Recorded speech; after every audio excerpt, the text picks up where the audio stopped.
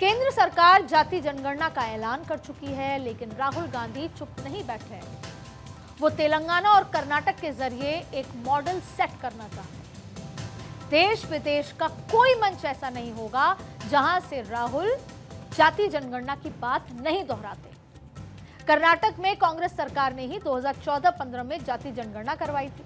उसे लागू करने के बजाय अब कर्नाटक सरकार फिर से जाति जनगणना करवाने जा रही है और इसके पीछे है कर्नाटक में हुई जाति जनगणना की विश्वसनीयता पर उठ रहे सवाल।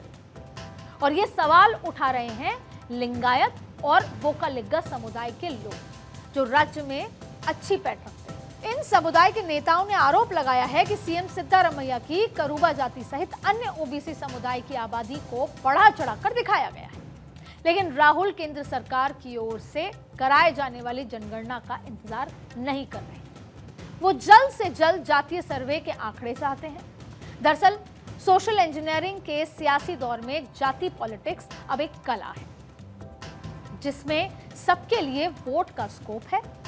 तो हिंदुत्व वाली पार्टी ने भी धीरे धीरे इस सिलेबस को अपना सियासी चैप्टर में शामिल कर लिया है। और एक बात और, देखिए, अब कहीं ना कहीं जो ऑपोजिशन है वो ये समझ रही है कि भारतीय जनता पार्टी हिंदुत्व के नाम पर एक बड़ा वोट बैंक अपने साथ ले लेती है। और आपको याद होगा कि पिछले कुछ महीनों में आरएसएस भी सामाजिक समरसता की बात करती है कि जातियों में फूट ना हो, सब एकजुट हो।